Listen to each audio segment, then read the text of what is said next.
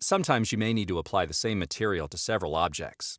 This process can turn into a nightmare if you have to apply it onto many objects one by one. Fortunately, the app offers a handy solution for this. Here's what you can do. 1. Open 3D View, Inspector, Objects Material tab, and the App Library, Project Tree tab. 2.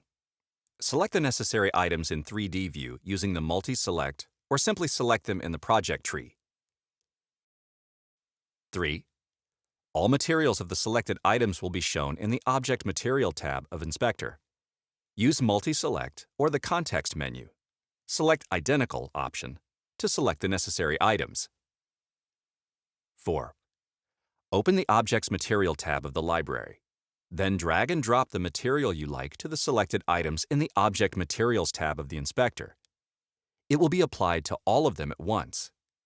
Once you master this technique, applying materials will become really fast and easy for you.